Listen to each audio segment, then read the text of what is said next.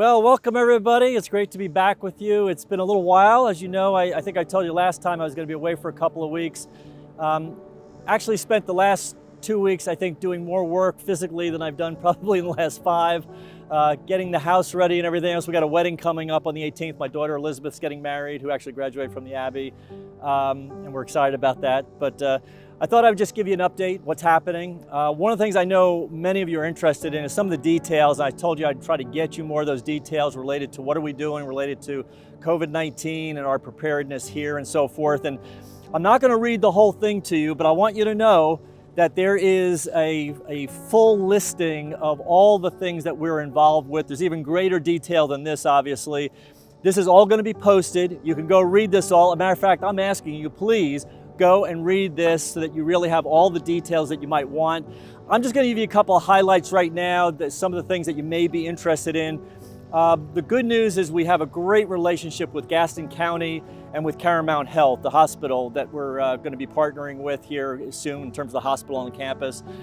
They've been wonderful in terms of providing, if we need testing, if we need the PPE equipment, whatever it might be. It's really a blessing to have them as partners with us. So before you arrive, some people have asked, is there testing? We're not requiring any testing when you come, but we are going to be doing symptom tracking when you come. We will not require anybody to quarantine upon arrival. Again, we're just going to stay with the symptom checking each day as you come in. In terms of what to pack, you got facial coverings. And again, I'm not going to go through the list of things, but again, these are the things that when you go and read this, you're going to see all of the details that are involved. As far as the orientation and move-in goes, the new students coming in, there's going to be an initial online piece of it, and you'll be getting this in the mail or in your email, I should say, in the coming weeks. There'll be a portion of it that's online. Then when you get here for actually orientation weekend, we'll be doing it a little differently than we've done in the past. We'll be breaking up into smaller groups. Although we found everybody likes the smaller groups, it's more intimate and it seems to work. We'll still do the physical distancing, those kinds of things, and make sure that everything is safe. But again, these have all, you can go and read it, it'll take you through it. As far as people coming to help you move in, you can bring 2 people with you to do that. We're asking though that you come at your assigned time, and again, all of this information will be sent to you soon.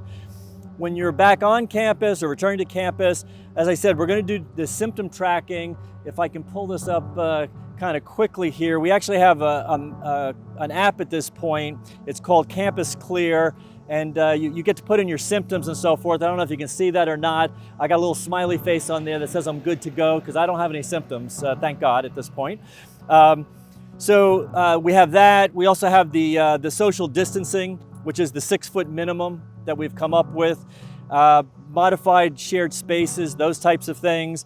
As far as masking, we're asking everybody to certainly bring your mask with you. For indoor classroom activities, we're asking people to wear masks. And the reason why is it's really just out of what we've been talking about is this individual, hopefully desire of duty and responsibility to want to help and make sure that the safety of those that might be most at risk would be covered. So for example, if you have faculty or staff and so forth, it would certainly be of benefit to them. As far as outside spaces, we're not requiring any kind of mask. We are asking everybody to do the social distancing. Certainly can wear a mask if you'd like to. Places where we gather in greater numbers, like the dining hall and other places, we'd be asking people to wear masks as well. We're doing the increased sanitation in terms of stations and cleaning and more frequent cleaning and those kind of things. We're actually even looking right now into UVC lighting in the air ducts of the buildings to actually kill germs while they go through the air. Entrance and exits are going to be marked in certain buildings. Some buildings will be set up so that you come in one entrance, you go out another entrance. And again, just to minimize or mitigate the amount of close contact we have at times. Behavioral signage will be up, just directing everybody what to do, where to go, just as reminders for everybody. Classroom instructional delivery will be in the classrooms. We've modified already the number of seats in a classroom, the spacing and so forth. In classes that are larger than we can accommodate, we're going to do kind of a modification where, for example, if it's a Tuesday, Thursday, half the class will be in the classroom, half will be online, And then on Thursday, it will be flipped around. The group that was online will now be in the class, and that other group will now be remote. We're going to have some outdoor areas. We're looking at putting up actual tents around campus, large tents, where there'd be more opportunity to gather in groups, again, with physical distancing and so forth, but have some cover and so forth. Again, I'm not going to go through it all. It's all here. You can go read the dates that we start. It's the regular start dates, the 17th for the evening program, the 18th for traditional. Obviously, people are going to be coming in here in the next, actually, couple of weeks. We'll have RAs coming in, and then I know we have various programs and stuff at the beginning, and look forward to welcoming everybody. Dining hall, holy grounds, it's going through what we're doing. The seating capacity is obviously reduced at any given time. Things are spread out. Again, there's a lot of detail about it that I just would encourage you to go read, because I'm not going to take you through all of it right now. But there'll be about 80 people at a time in the dining hall. We're going to be putting tables and umbrellas on the outside. I think we can seat up to close to 50 people outside the dining hall at any given time. We're going to have text to order options. We're going to be accommodating still special diets, those types of things. No longer taking cash. We're going to be doing, contactless transactions for the most part, plexiglass, all those kind of good things. You'll see the hours of operation. I have had some discussion, and because with athletics, I know some of the teams will be practicing later in the day, and I wanted to ensure that that wouldn't be an issue for them. So it says right now the dining hall will be closing at 7:30 p.m. I think we're going to end up extending that to 8:30 p.m. Residence life, and again, I won't go through all of this. It's too much detail to do here, and you don't want to hear it all right now anyway. But it's all there. It's going to be posted. You're going to get notice about this. You can go look on the website, and you can find out all that's going to go on from the residence hall standpoint. And then just basically it talks a little bit about our community covenant. In other words, it's just our responsibility and care for each other here on the campus, which we're noted for in terms of our friendships and love for one another. And just how do we go about doing that as effectively as possible to protect each other. Commonly asked questions are in here. Again, you can go and look at all of these on your own. New residence hall is really moving along well. It's going to be completed in the fall. It will not be, as we've talked about before, ready for the beginning of fall, but it'll probably be a little bit later in the fall. It will be completed. There's going to be temporary housing. It's actually going to be located in the parking lot between sort of the practice baseball field, the dining hall, and then the Saints. It's in that parking lot right there. I think it's going to house up to maybe it's 100 and maybe 30 people. I might be off on that a little bit. Those will all be single rooms. I think they're going to be very nice. It'll be laid out very nicely and so forth. You might be asking the next question, where are we going to park? We're actually expanding the parking lot over between the Science Building and the Alumni House. We're going to repave that parking lot to begin with, and then the temporary lot that was there is actually going to be expanded out pretty substantially. There'll also be a pathway that'll go from that parking lot up to the new residence halls and the Saints, so there'll be an easy access to get to that parking lot as well. Biolabs are going to be finished by August 14th. The alumni lights by August 7th. And there's a new stadium. I just was down looking at it yesterday. They're still working on the construction. It's due to be finished in February of this coming year. So when I say coming year, 2021. It's called the Fuse. Looks really awesome. They're going to have baseball there. They're going to be also set up for other sports. They're going to have concerts there. So I think it's going to be something nice that certainly we can avail ourselves of here as well.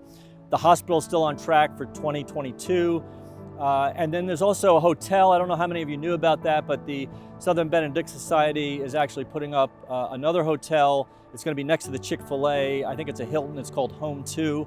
And that's going to be ready for occupancy, I think, in February, March of 2021 as well. So a lot of just, great things continue to happen as we move forward. I'm sure I'm probably leaving a few things out. I think the most important thing I wanted to get across to you today, though, was we have been working on this in great detail. And as you can imagine, these things are challenging because everything's changing and information changes as we go. But I think that we've done a really wonderful job here. I think we have the support, our community, the county, the hospital.